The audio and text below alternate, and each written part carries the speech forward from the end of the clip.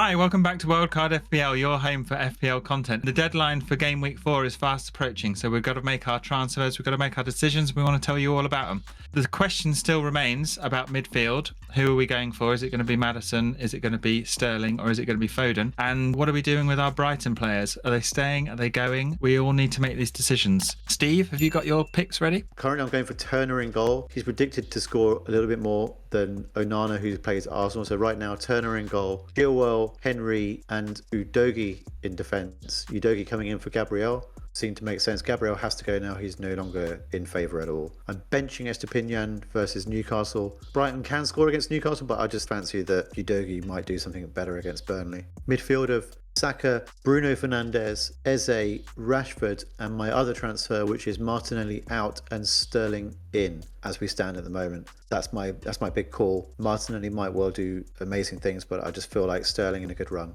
And then up front, Haaland, the cyborg, the robot. Naturally, doesn't matter whether he misses penalties, he still scores points. He's playing Fulham. It'd be a good fixture for him. And then Jackson, the new kid off the block, had him last week. He did eventually score. He's got another opportunity to do something similar, I hope, against Notts Forest, and I'm really hoping that this week he can have his second half form for the whole game and get a couple of goals for me. Bench of Onana, Estupinan, Mbama and Bulldog. Nothing really to write home about there. Onana I don't think will do great against Arsenal. I think we will concede. I'm a United fan, as you can see, but I think we will concede in that game. I don't quite know whether we're might sneak a victory or sneak a draw, maybe a 2 or something like that. I'd be very happy with that. Estupinan I think will concede against Newcastle, and then Mbama doesn't play. Bulldog may not even play in this country by the time this video goes out. But that's my team for next week. Thanks, Steve. Alf, what are you thinking for Game Week 4? I'm thinking Turner in goal. I agree. I don't like Onana being against Arsenal. So Turner in goal for those save points. I doubt he'll get a clean sheet, but I think it's a better option than Onana. Chilwell, obvious decision. Nottingham Forest at home. Rico Henry playing Bournemouth at home. Love that fixture. Love Rico Henry. Want to give him a run out. Estupinan as well, playing Newcastle at home. Not the best.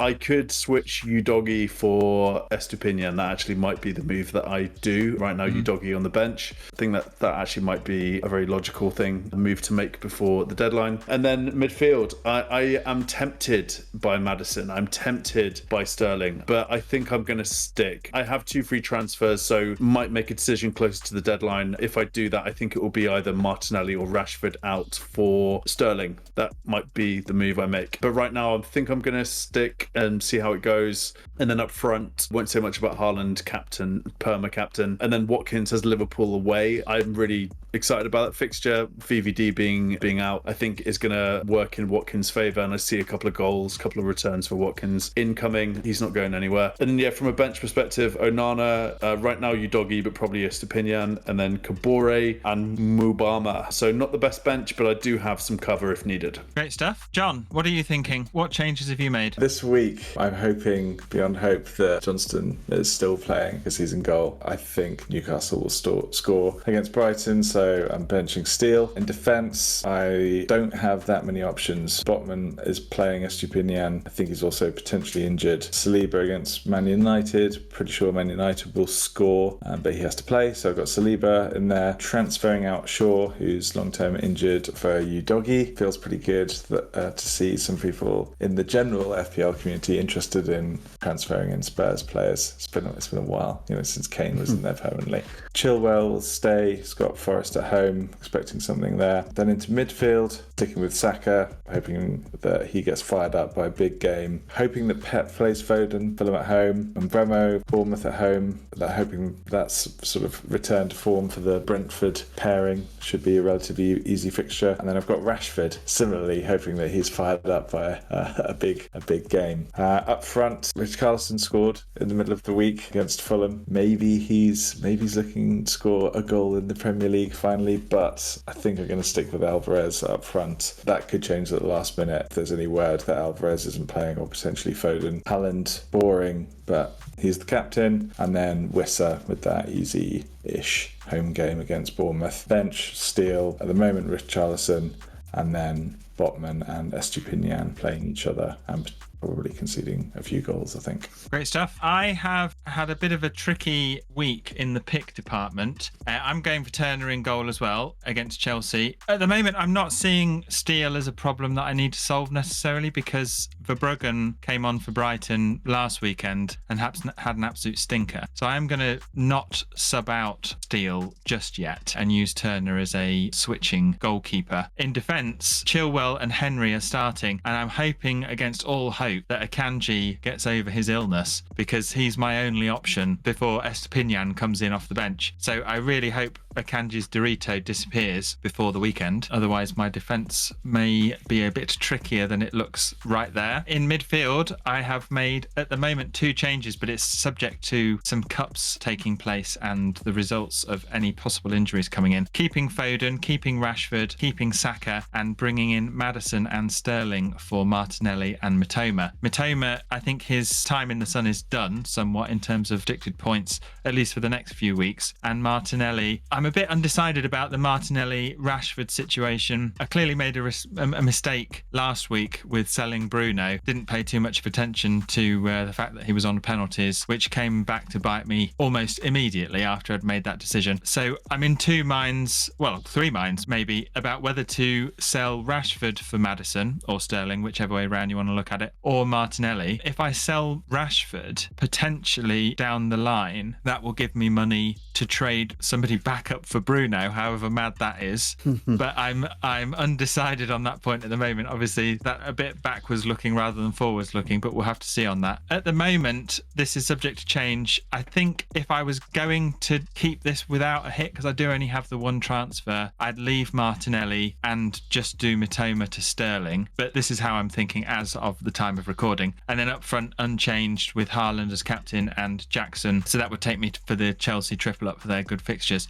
On the bench, we've got Steele. I'll see how he does in the weeks coming up, whether he gets more time or whether Verbruggen is number 1 at Brighton now. Maybe that'll be a problem I have to fix. Estupinan is on the bench if Akanji plays, and Saliba and Mabama are both on the bench. Mabama is a problem for another day. But that is my team, and we'll see how it gets on this weekend. So 3 of us have gone for Udogie, other than a potential bit of Sterling action in midfield from Steve and I. Udogie has got some good fixtures. Are we expecting good points from him this weekend? Steve, what are you thinking? Yeah, like looking at clean sheets, there's only 2 teams who've got more than 1 clean sheet. One is City, one is Spurs. So right there, I'm thinking actually Spurs can keep clean sheets as well as get attacking returns. So that's actually a really good point for me as well. You know, he's up there to get not just clean sheets, he looks really attacking as well and really aggressive. They're playing Burnley, they're playing Sheffield United in that run as well. It looks really ripe for some good points. So I'm really, really happy having him in. Sounds like Out going to do the same thing as me, which is benching Estupinan this week and having Rico, Henry, Chilwell and Udogie in there. So actually, my defence is 3 left back. So it's kind of curious. We've got 3 left backs. So left backs are absolutely killing it in FPL at the moment. But look, it makes sense, right? There's no point in picking a centre back. Clean sheets are at a premium. There's been 12 clean sheets so far out of the 30 games played. So really low for clean sheets. For me, City defenders are too risky to bring in. Like we were talking earlier on our chat, just like, you know, getting an Akanji or a Gvardiol, they look great moves on paper. Even a Ruben Diaz looks great moves on paper, but you just never know with that guy in the dugout. You just don't know what he's going to do next. I don't know when Stones is due back from an injury, but like, you know, that just adds so much confusion to the mix. I think that's why we're going down the route of bringing in someone like Udogie instead of a City player. Yeah, absolutely. Is there no one from Man City? They've got Fulham, West Ham, Forest and Wolves their next 4 games. Is there not a City defender that anyone can get that's guaranteed to play 90 minutes in those games? Ruben Diaz is probably the most nailed out of all of them. I mean, maybe the guy that they just paid 80 odd million or something like that. You would assume that they'd be nailed. But City just doesn't work like that. If that was United and we just bought a defender for £80 million, he's playing every single week. Doesn't work with Pep like that. You know, it'd be they bring in Rico Lewis out of nowhere, and it just plays some academy guy. And like you're thinking, was Ruben Diaz injured? No. If you want City clean sheets, the only safe option is Ederson. That's the only way to get into City's defence. However boring Ederson is, however few saves he makes, and obviously you're giving up all attacking returns for Ederson. He's the only man. I might need to. I think Alvarez, I could lose potentially. Famous last words. But I think I would love to have Ederson for like those next 4 or 5 games for City. 4, 5, 6, 7. You know, that could be clean sheet city, literally and figuratively. Really happy with my back three. I know that all three of them are going to play. Like, you just know they're going to play. I don't want to be opening up bot mob or something like that and seeing what the City lineup is. I need to find out that Pep's had one of his moments. If there were an injury in that City back line, or maybe a couple of injuries in that City back line, I might be more interested then in a Ruben Diaz. But that's the thing. They've got about 8 or 9 players who can play in that back row, and any one of them can play at any time. And he doesn't care that you cost 80 odd million. He'll just bring in whoever he wants. One of the other defenders that people are talking about potentially losing their time in the spotlight right now is Estupinan. He's gone up in value recently, but he's potentially going down with Brighton getting drubbed by West Ham and leading into some difficult fixtures. Fred, do you think Estupinan's a hold for the medium term, or are you thinking about moving him on soon? When I came into this week, he was not remotely on top of my mind. Like, it's Estupinan, he's an awesome player, he's nailed, he's really good. Having said that, now that I'm looking at the fixtures, and it is Newcastle, Man United, and then Bournemouth, Aston Villa, Liverpool, Man City,